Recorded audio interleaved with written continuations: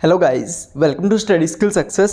Then आज हम करने वाले हैं पुष्पी पादपों की आकारिकी की टॉपिक का सेकंड पार्ट, जिसमें 30 क्वेश्चंस रहेंगे। उन 30 क्वेश्चंस में से आपके कितने क्वेश्चंस राइट होंगे उसके बारे में कमेंट बॉक्स में लास्ट में कमेंट करके ज़रूर बताइएगा।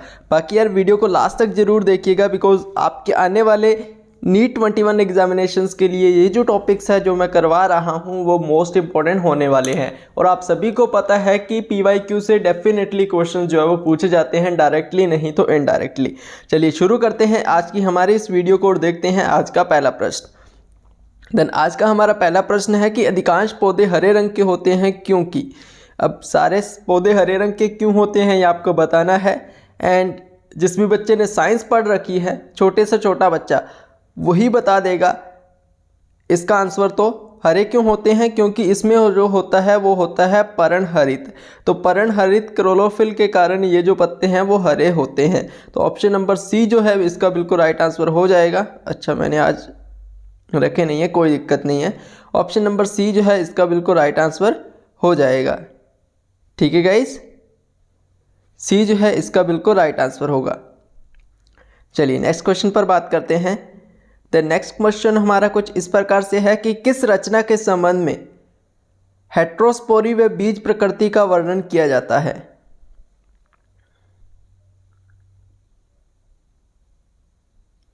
तो क्या होगा? इसका राइट आंसर हो जाएगा आपका ऑप्शन नंबर डी, जीबिका, यानी कि लाइग्यूल। जीबिका जो है बिल्कुल इसका राइट आंसर हो जाएगा। क्लियर है गाइस? चलिए नेक्स्ट क्वेश्चन पर चलते हैं। देन अगला प्रश्न है कि वार्षिक उत्पादन के संदर्भ में दुनिया के 5 मुख्य अनाज।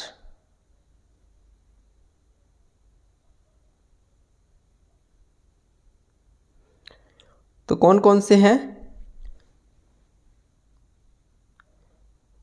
तो 5 मुख्य अनाज है, ऑप्शन नंबर सी राइट होगा। 5 मुख्य अनाज जो है उनमें से 4 तो पोएसी यानी कि ग्रैमनी से संबंधित है और 1 सोलोनेसी से संबंधित है। अब ये है कौन कौन से वो मैं बता देता हूँ। पहले सोलोनेसी की बात करें तो वो हो जाएगा पटेटो यानी कि आलू।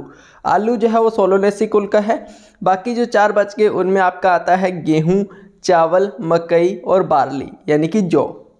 गेहूँ, चावल, मकई और जौ ये सारे के सारे पोएसी कुल के सदस्य हैं। और गेहूँ, चावल, मकई, बार्ली यानी कि जौ और आलू ये सारे के सारे क्या है? वार्षिक उत्पादन के संदर्भ में दुनिया के 5 मुख्य अनाज हैं। क्लियर है गाइस? चलिए नेक्स्ट क्वेश्चन पर बात करते हैं। नेक्स्ट है कि सूरजमुखी के भ्रूण में होते हैं एक बीजपत्र, द्विबीजपत्र, कई बीजपत्र या फिर कोई भी बीजपत्र नहीं होता।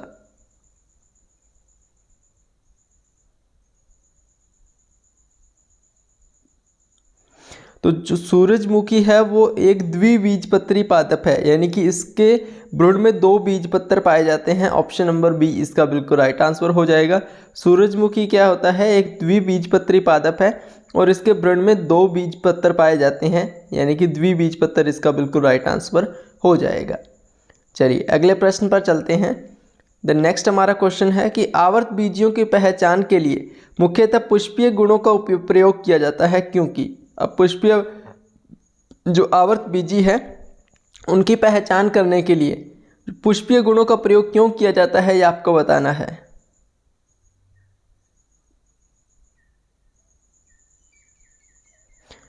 क्यों किया जाता है? क्योंकि कायिक भागों की अपेक्षा प्रजननात्मक भाग अधिक स्थितव संरक्षी होते हैं। ऑप्शन नंबर बी जो है बिल्कुल इसका राइट आंसर हो जाएगा। यानी कि स्थितव संरक्षी का मतलब है स्थिर और संरक्षी। स्थिर भी होते हैं और संरक्षी भी होते हैं, वो हो गया आपका स्थितव संरक्षी। ठीक है, चलिए अगले प्रश्न पर चलते हैं। नेक्स्ट हमारा है कि बीजांड विन्यास का वह प्रकार जिसे अंडाशय, युक्तांड, एक कोष्ठकी व बीजांड सुचेरों पर होते हैं कहलाता है। क्या कहलाता है ये आपको बताना है। देखिए पुष्पीय जितने भी पौधे होते हैं ना उनमें उनके अंडाशय में बीजांडों की व्यवस्था क्या कहलाती है? बीजांड विन्यास कहलाती है। ठीक है, लेकिन इस क्वेश्चन का राइट आंसर होगा आपका ऑप्शन नंबर बी, बीतीय बीजांड विन्यास। इसमें कुछ अलग पूछा गया था। तो बीतीय बीजांड विन्यास इसका बिल्कुल राइट आंसर हो जाएगा। इसके अलावा जो बाकी के बच गए ना, उनमें एक एक एग्जाम्पल मैं आपको दे देता हूँ। एपिक बीजांड विन्यास का जो एग्जाम्पल है, ठीक है, वो हो गया मटर और चना हो गया। चना, सॉरी मटर नहीं है, चना, माफ़ कीजिएगा। चना जो है वो एपिकल बीजांड विन्यास का एक एग्जाम्पल है।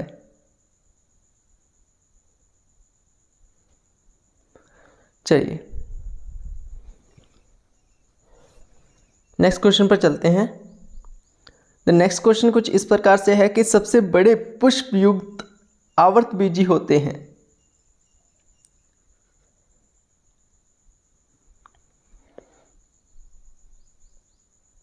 तो जो पूर्ण रूप से जड़ परजीवी होते हैं वो सबसे बड़े पुष्प युक्त आवर्तजीवी होते हैं, यानी कि ऑप्शन नंबर सी इसका बिल्कुल राइट आंसर हो जाएगा। रेफ्लिशिया की अगर बात की जाए तो ये एक आवर्तबीजी है जो सबसे बड़े पुष्प उत्पन्न करता है और यह पूर्णतः मूल परजीवी है। रेफ्लिशिया इसका एग्जाम्पल बेस्ट होगा, जो कि पूर्णतः एक आवर्तबीजी है। क्यों? क्योंकि यह सबसे बड़े पुष्प उत्पन्न करता है। चलिए अगला प्रश्न पर चलते हैं।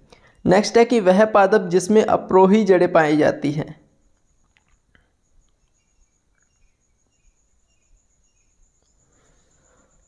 कौन सा होगा? ऑप्शन नंबर ए इसका बिल्कुल राइट आंसर होगा, ट्रापा। ट्रापा जो है बिल्कुल इसका राइट आंसर होगा। फर्स्ट पार्ट इसका हम कंप्लीट कर चुके हैं, सेकंड पार्ट हमारा चल रहा है, थर्ड एंड फोर्थ 2 पार्ट और होंगे और ये हमारा टॉपिक कंप्लीट हो जाएगा। ठीक है गाइस, चलिए नेक्स्ट क्वेश्चन। निम्न में से कौन सा सुमेलित जोड़ा है?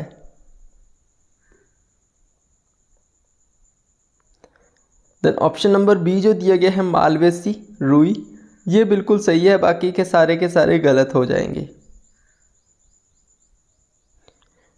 ठीक है गाइस, चलिए अगला प्रश्न। मक्का की नई बाली के सिरों से निकले लंबे तंतु में धागे होते हैं, वर्तिका, अंडाशय, रोम या फिर पुमंग। तो मक्के के जो लंबे तंतु में धागे होते हैं अंडाशयों की, वो अंडाशयों की वर्तिकाएं होती है। ठीक है, और वास्तव में ये पादपों में सर्वाधिक लंबी वर्तिकाएं होती हैं, यानी कि पादपों में ज़्यादा लंबी पाई जाती है ये। तो यहाँ पर ऑप्शन नंबर ए इसका राइट आंसर हो जाएगा, वर्तिका। वर्तिका जो है बिल्कुल इसका राइट आंसर हो जाएगा। 10 क्वेश्चन हमारे कंप्लीट हो चुके हैं, 20 क्वेश्चन बाकी हैं। चलिए, केले का खाने योग्य भाग होता है। सबसे पहले केले का वैज्ञानिक नाम क्या है? मूसा पैराडिसिका। मूसा पैराडिसिका इसका वैज्ञानिक नाम है।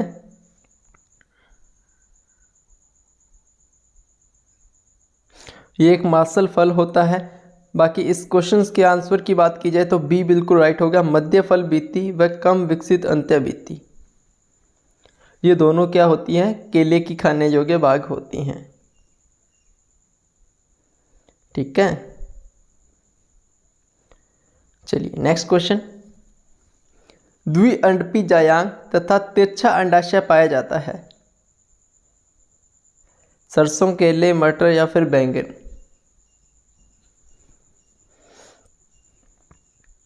इनको मैंने आज तक नहीं खाया,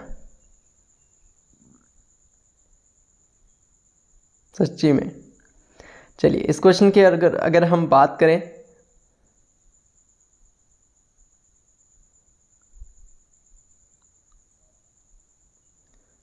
तो यहाँ पर ऑप्शन नंबर ए इसका राइट होगा, सरसों। सरसों में जो है वो द्विअंडपी तथा तिरछा अंडाशय होता है। ठीक है, ऑप्शन नंबर ए इसका राइट आंसर है। यार इसमें यार आंसर की में डी दे रखा है ऑप्शन, और वैसे इसका मुझे लग रहा है कि ए होगा। आप कमेंट करके बताइएगा यार, इसका आंसर थोड़ा डाउट है मुझे, क्योंकि आंसर की में डी दे रखा है बैंगन, लेकिन मुझे लगता है कि ए होगा, क्योंकि सरसों में ही द्विअंडपी और तिरछा अंडाशय जो है वो पाया जाता है। आप बताइएगा इस क्वेश्चन का आंसर कि क्या होगा। ठीक है, जिनको भी पता है ए होगा या फिर डी होगा, बताइएगा ये जरूर कमेंट करके। चलिए नेक्स्ट क्वेश्चन पर चलते हैं। खाने योग्य भाग का कौन सा सुमेलित जोड़ा है? आपको कुछ दिए गए हैं फ्रूट्स एंड वेजिटेबल्स, उसके आगे खाने योग्य भाग दिया गया है, कौन सा सही है आपको बताना है।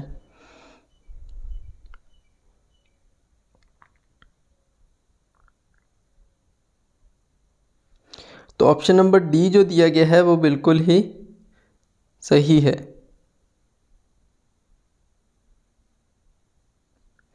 कि खजूर जो होते हैं उसमें मध्य फल बीती और अंत्य फल बीती खाने योग्य भाग होती है।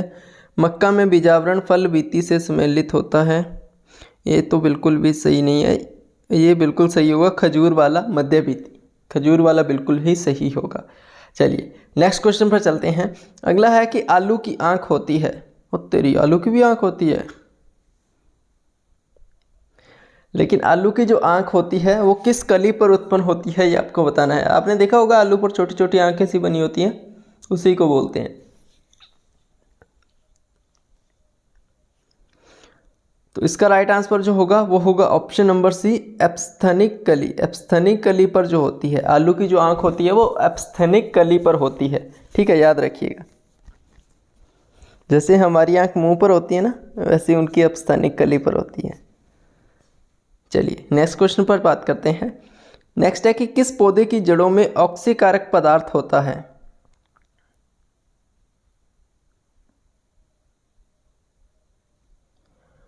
तो यहाँ पर राइट आंसर जो होगा वो होगा ऑप्शन नंबर बी, सोयाबीन। इसके अलावा सोयाबीन में हीमोग्लोबिन नामक एक वर्णक भी पाया जाता है। ठीक है, तो सोयाबीन इसका बिल्कुल राइट आंसर हो जाएगा। चलिए नेक्स्ट क्वेश्चन है, निम्न में से कौन सा सुमेलित जोड़ा है।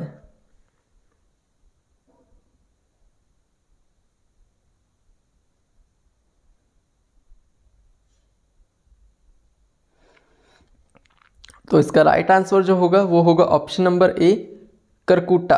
करकूटा परजीवी जो है बिल्कुल इसका राइट आंसर होगा। इसके अलावा जो अपशून्य दिया गया है, ठीक है, ये मरूदभिद होता है, ये इसका गलत होगा। कुरकुटा मैंने आपको बता दिया परजीवी होता है। इसके अलावा कैप्सुला जो दिया गया है वो जलोदभिद नहीं होता। इसके अलावा डिस्टीडिया भी इंसेक्टिवेरंस नहीं होता। तो कुरकुटा परजीवी इसका बिल्कुल राइट आंसर हो जाएगा। चलिए अगला प्रश्न, नींबू में दिखाई पड़ने वाली रसीली रोम सदृश संरचनाएं विकसित होती हैं। कहाँ पर बीती होती कहाँ पर विकसित होती है ये आपको बताना है। ये होती जो है, अरे यार कहाँ चला गया तुम, ये जो होती है वो ऑप्शन नंबर डी इसका बिल्कुल राइट होगा, अंत्यबीती में। कहाँ होती है, अंत्यबीती जो है इसका बिल्कुल राइट आंसर हो जाएगा। चलिए नेक्स्ट क्वेश्चन पर चलते हैं। द नेक्स्ट क्वेश्चन इज, मक्का के दोनों की एल्यूरोन परत धनी होती हैं।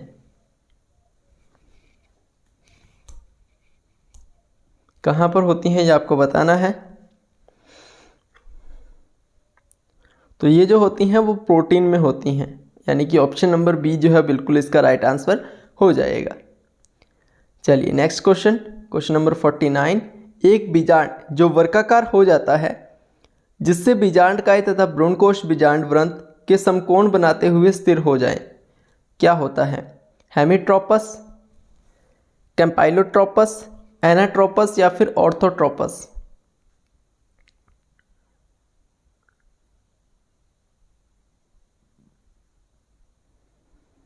देन इसका जो राइट आंसर होगा वो होगा ऑप्शन नंबर ए, हेमिट्रोपस। हेमिट्रोपस जो बिल्कुल इसका राइट आंसर हो जाएगा।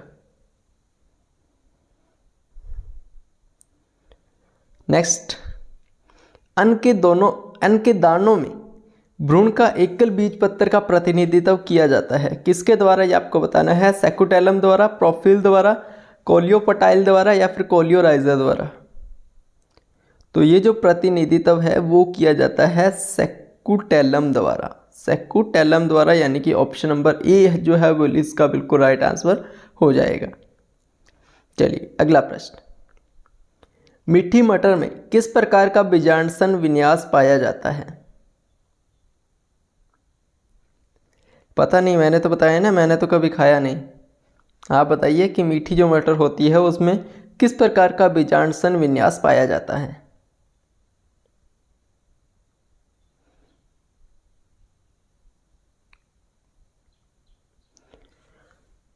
देखिए मीठी जो मटर होती है उसका जो जायांग होता है वो एक अंडपी होता है। इसके अलावा दो जो उसके समेकित किनारे होते हैं उन दोनों किनारों पर बीजांडसन पाया जाता है और इसे हम कहते हैं सीमांत बीजांडसन विन्यास। यानी कि ऑप्शन नंबर सी जो है बिल्कुल इसका राइट आंसर हो जाएगा। चलिए अगला प्रश्न। अनानास फल विकसित होता है, किससे विकसित होता है ये आपको बताना है। अनानास सटाइवस इसका वैज्ञानिक नाम है। ये एक सोरोसिस फ्रूट है, सोरोसिस कुल का है।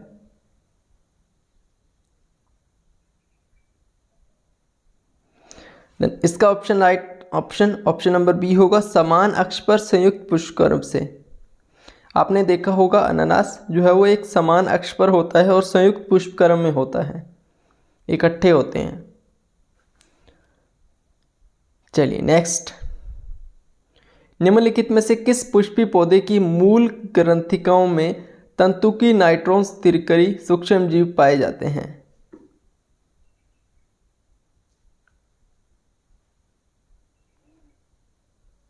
चलिए हिंट देता हूं, इसे ऑस्ट्रेलियाई चीड़ भी कहते हैं।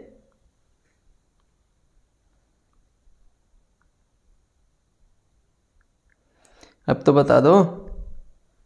ऑप्शन नंबर ए इसका राइट आंसर होगा कैजुएराइना।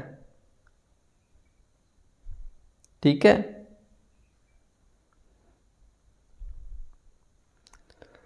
चलिए अगला प्रश्न। किस के फूल के अंडाशय के अंदर रेप्लम पाया जाता है।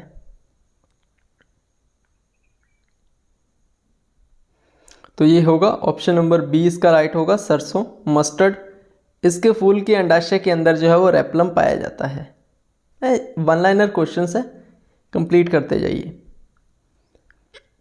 चलिए एक पुष्पक्रम सूत्र दिया गया है, आपको बताना है कि निम्नलिखित में से किस एक में पाया जाता है ये जो सूत्र है वो।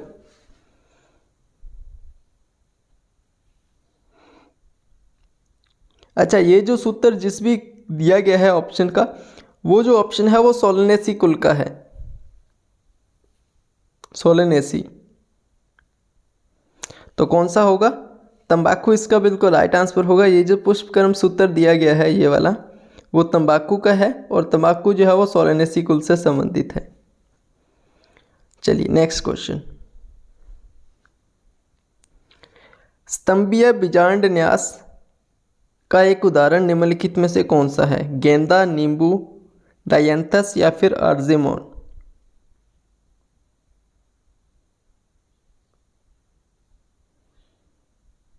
तो इसका जो एग्जाम्पल है वो नींबू होगा। ऑप्शन नंबर बी इसका बिल्कुल राइट आंसर होगा।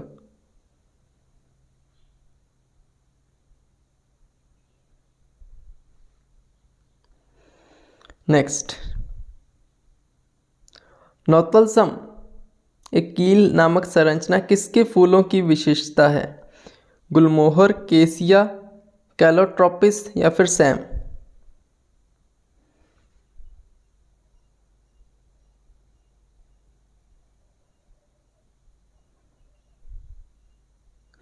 Then option number D is right, सैम। सैम जो है बिल्कुल इसका राइट आंसर होगा। चलिए अगला प्रश्न। निम्नलिखित में से किस एक के फूलों में अंडाशय अर्ध निमन होता है? अमरूद, आलू बुखारा, बैंगन या फिर खीरा?